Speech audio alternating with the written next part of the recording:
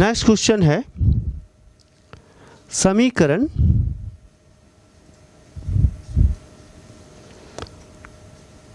tan inverse of 2x plus tan inverse of 3x is equal to π/4 को हल कीजिए।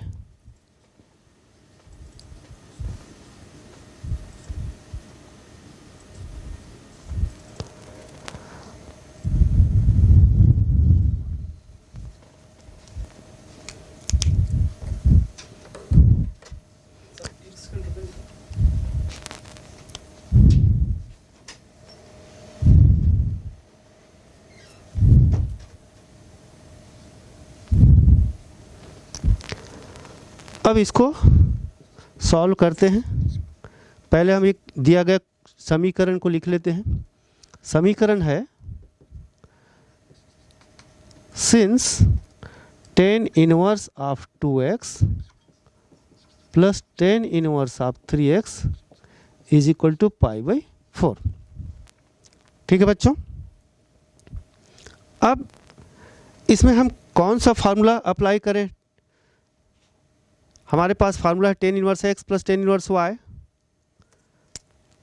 इन दो ITF को जोड़कर एक ITF यानी tan इनवर्स के रूप में लिखा जा सकता है। तो इसके लिए हम फार्मूला अप्लाई करते हैं tan inverse of x plus tan inverse of y is equal to tan inverse of x plus y upon 1 minus x into y. ये कब लागू होता है बच्चों? When x into y is less than 1। ये ध्यान रखना है। ठीक है, जब हम इसके हल प्राप्त करेंगे, x का मान प्राप्त करेंगे, तो हम इस शर्त को ध्यान पे रखेंगे। तो चलिए फार्मूला लगाते हैं। तो there employs tan inverse x plus tan inverse y लगा दीजिए।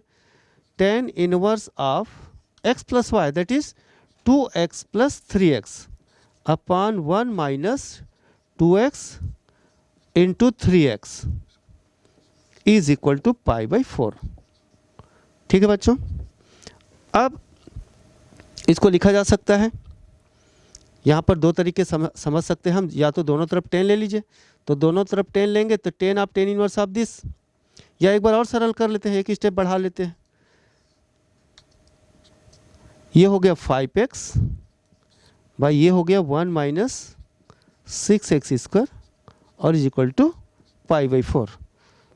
दोनों पक्षों का tan ले लीजिए, तो ये tan आप tan इनवर्स हट जाएगा, ये बच जाएगा 5x upon 1 minus 6x square is equal to tan π/4, और tan π/4 होता है 1, tan 45 अंश।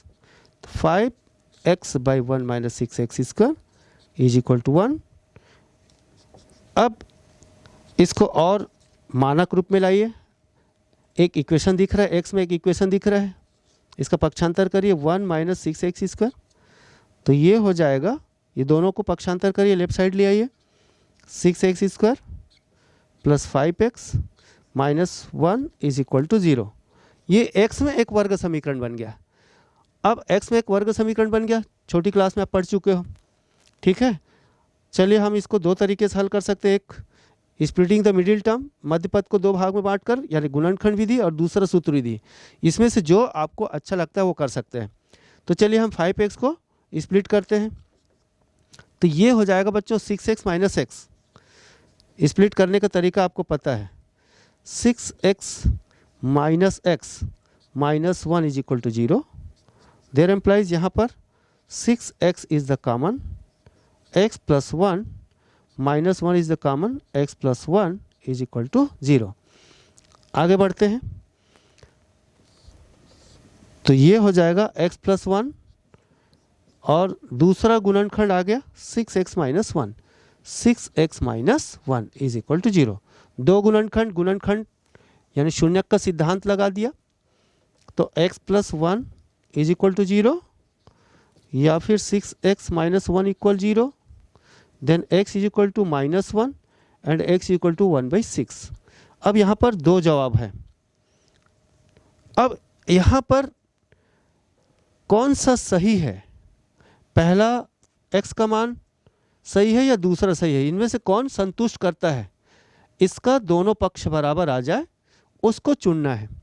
तो इसके लिए हम क्या करते हैं बच्चों, जो शर्त हमारा सही उत्तर के लिए, चूंकि क्या होना चाहिए, x into y is less than 1 होना चाहिए, यानी x क्या है हमारा 2x और y क्या है हमारा 3x।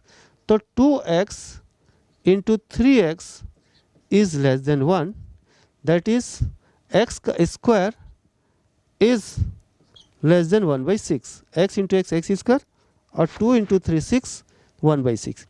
अब करके देखिए, पहला मान इसकी जांच करते हैं, x बराबर -1 रख करके देखते हैं। तो -1 का स्क्वायर इज लेस देन 1/6 सही है कि नहीं देखते हैं। -1 की स्क्वायर 1, 1 इज लेस देन 1/6। क्या 1 1/6 से छोटा है? जी नहीं, जो सही नहीं है, जो सत्य नहीं है। दूसरी ओर हम 1/6 रख करके देखते हैं। तो 1/6 का स्क्वायर यहाँ रखिए, x की जगह पर 1/6 इज लेस देन 1/6, ये हो जाएगा 1/36 इज लेस देन 1/6। अब आप देख सकते हो 1/36 1/6 से छोटा है, जो सत्य है। तो ये जो है शर्त का पालन कर रहा है, यानी ये अभीष्ट हल है। तो आप लिख दीजिए, परंतु x is not equal to -1, x का मान -1 नहीं हो सकता है, शर्त का पालन नहीं कर रहा है, अतः अभीष्ट हल ये हमारा फाइनल आंसर है। अभीष्ट हल x इज इक्वल टू 1/6, इस प्रकार से हम हल कर सकते हैं। तो बच्चों, जब समीकरण हल करने के लिए कहा जाता है तो आपको जो हल प्राप्त होता है उसका भी जांच करना है। यदि एक से अधिक मान है तो आपको जांच करने की जरूर आवश्यकता है, उसमें से क्या दोनों सही मान है या एक सही मान है, ये आपको तय करना है। अब हम एक छोटा सा समीकरण लेते हैं बच्चों। देखिए इस समीकरण की विशेषता देखिए, यह क्वेश्चन है, समीकरण हल कीजिए।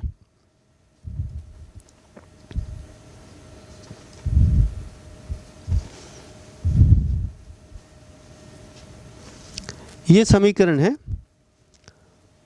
tan inverse x plus 2 cot inverse x is equal to 2π/3। चलिए बच्चों इसको सॉल्व करते हैं।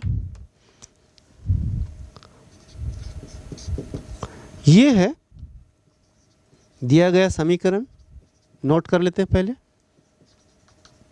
tan inverse x plus 2 cot inverse x is equal to 2π/3। अब यहाँ पर जब हम गौर करें, एक जो है tan इनवर्स x है जबकि दूसरा 2 cot इनवर्स x है। तो tan inverse x plus tan inverse y लगाना चाहते हैं तो इसको आपको cot इनवर्स को tan इनवर्स में चेंज करना पड़ेगा, ठीक है। फिर 2 tan इनवर्स ऑफ दिस, फिर उसको चेंज करना पड़ेगा। तो हम एक और विकल्प लेते हैं बच्चों। यहाँ पर हम क्या करते हैं, 2 cot इनवर्स x को cot inverse x plus cot inverse x करते हैं। तो इसका रूप ये हो जाएगा हमारा cot inverse x plus cot inverse x is equal to 2π/3। यदि हम इसका पेयर बना दें तो हमें पता है इनका पूरक गुण, इनका योगफल π/2 होता है।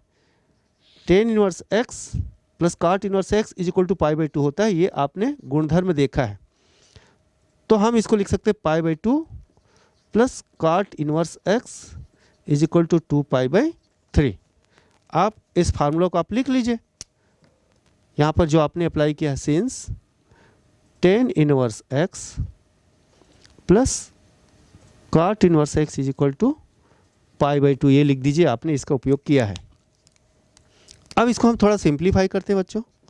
तो cot inverse x is equal to 2π/3 minus π/2, इसको हम हल करते हैं। कितना आ जाएगा देखिए, हल करते हैं इसको। एलसीएम कितना हो गया 6, तो 3 दूनी और ये हो गया 2 दूनी, और माइनस ये 2 तिया 6 और 3 एकम, तो बच्चों ये आ गया 4 पाई माइनस 3 पाई यानी पाई बाई 6, ये पाई बाई 6 हो गया। ठीक है बच्चों, तो cot inverse x is equal to pi by 6, there implies x is equal to cot of pi by 6।